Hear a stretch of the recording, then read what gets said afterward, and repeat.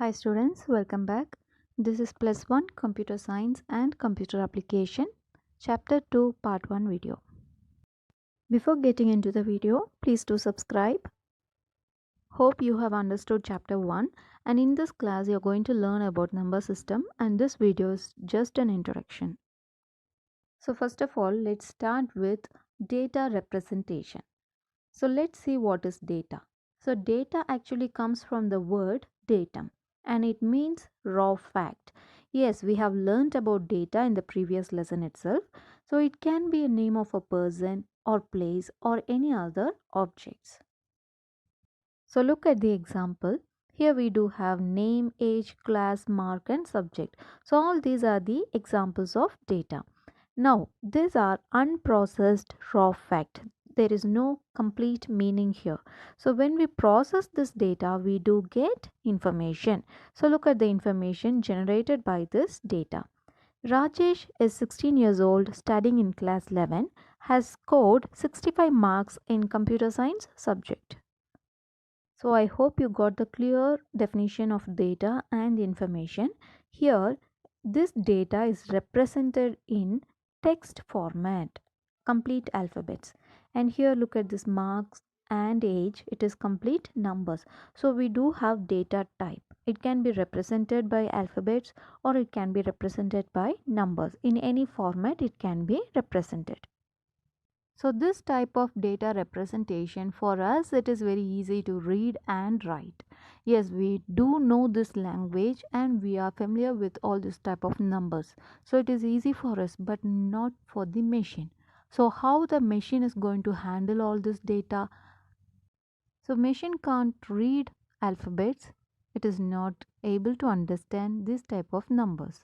What we have to do? We have to convert all this data into machine language. So let's see what is machine language. So computer can handle data in a form of 0 and 1. Only these two numbers are understood by the device, that is computer.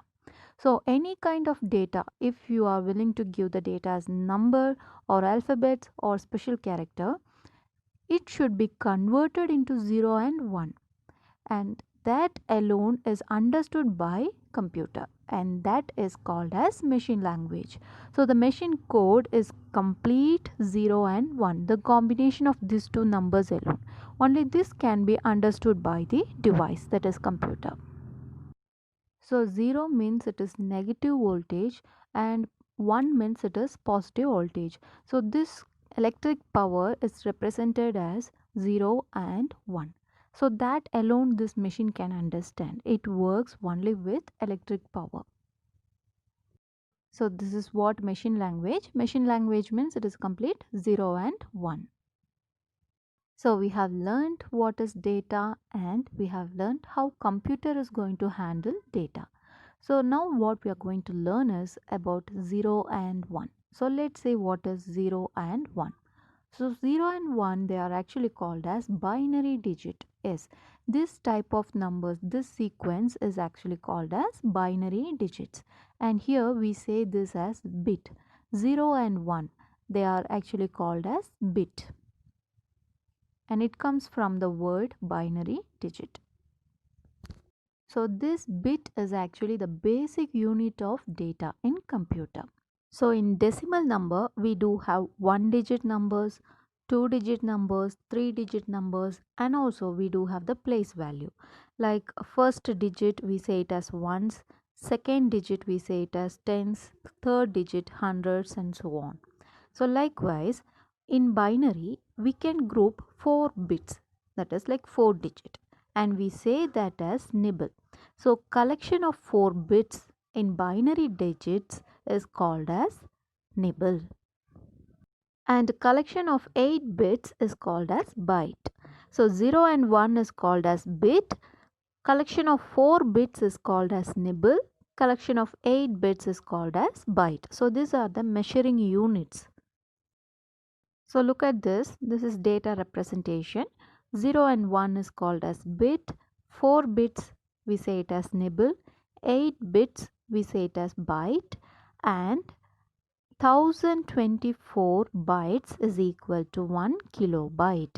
then 1024 kilobyte is equal to 1 megabyte, and 1024 megabyte is equal to 1 gigabyte, and 1024 gigabyte is equal to 1 terabyte. So this is all about binary digits. Now talking about decimal, so in decimal number system, in one digit how many numbers are there? Yes, we do have 10 numbers from 0 to 9, total 10 numbers.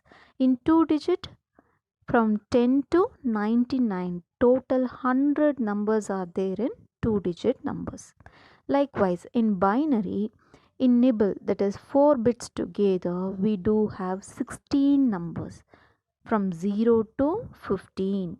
Totally 16 numbers are there in nibble. So you will be learning how to write these nibble numbers. It is very simple and easy. In the next class, we will see how to write these numbers. That is binary number. So I'll tell you the equivalent decimal value. 40, this is binary number and the decimal equivalent is 0. 0001, the decimal equivalent is 1. And here this is 2, 3, 4, 5, 6, 7, 8, 9, 10. 11, 12, 13, 14 and 15. So you will be learning how to convert the decimal number into binary number in this lesson. Next, let us see about word length. So word length refers to the number of bits processed by a computer CPU. So it is all about processor, how many bits it can process at a time. So that is the thing. Here 8 bits, 16 bits, 32 bits and 64 bits. These many different types of processors are there. At present day, we do use 32 bits or 64 bits processor. So we should know what is that processor. To identify, let's check the Windows system. To identify which processor your system is, you have to right click on this computer. See, in start you do get this all program list. Here we do have computer. Just right click on it, so you will get property option at the last. So press this property option and you will get this window. In this window you can identify the configuration of your system. So here system type is 64-bit operating system. So this is what the processor meaning. Here we do have all other details about RAM and your computer name, or all other details, Windows, which version, every details you can find in this property page. So the speed of a computer is calculated with the number of bits taken for a process at a time. So according to this concept, 64 bits works faster compared to 32 bits. And the next topic is memory. So computer memory is of two types, main memory and secondary storage. So main memory means it is a temporary storage. Once if you turn off the system, the data present in this memory will be completely erased. So it is called as volatile memory. And secondary storage is a permanent storage. Even if you turn off the device, the data present in this particular storage will remain as it is. So it is a permanent storage and it comes under non-volatile memory. So this memory capacity is represented in the terms of kilobyte or megabyte or gigabyte.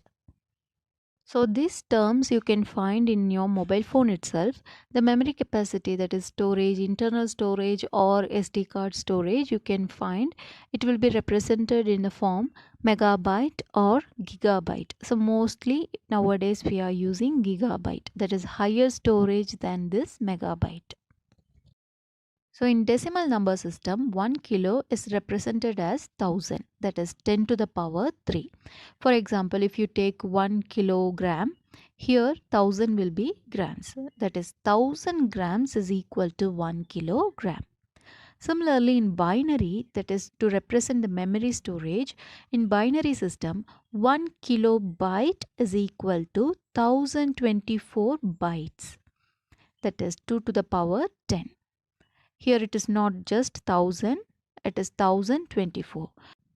Look at this table. We do have different sizes and all these are represented in byte format. And here we do have other units name and their abbreviation. So 1 kilobyte is equal to 1024 bytes, that is 2 to the power 10. And 1 megabyte is equal to 10,48,576 bytes, that is actually 2 to the power 20, and so on. It is increased in number, and here we do have gigabyte, terabyte, petabyte, exabyte, zettabyte, and yottabyte. And look at the power terms. You have to memorize all these power terms. It is the most important one. We do get one words from this table. So memory is represented by bytes. So let's see how character is represented in memory. So bytes are used to represent characters in a text. For example, uppercase A to uppercase Z. It is represented by decimal number. So this decimal number is converted into binary number. So that will be 8 bits. So 8 bits is equal to 1 byte. So look at this picture. So here in this column we do have character in capital letter, that is uppercase. And this side we do have lowercase letter, that is small letters. Look at this. Capital A is given a decimal number 65. Now this 65 is converted to binary number, and here it is. This binary will be 8 bits. Total 8 bits will be there. So this is what called bytes. 8 bits is equal to 1 byte. So each character is represented by bytes. So this is what the thing given here, and this representation is actually called as American Standard Code for Information Interchange. So all the characters, all different types of special characters, numbers and blank space, all this will have a unique decimal number. So all the character sets, that is all alphabets, English alphabets and numbers, they do have a unique decimal number. That decimal number is converted to bytes. This conversion is actually called as encoding system, and the popular one is American Standard Code for Information Interchange, and we say this as ASCII. So we have learnt about data representation and memory. So that's all for today. In the next class, you will be learning about 4 different types of numbers and the conversion of numbers. Thank you.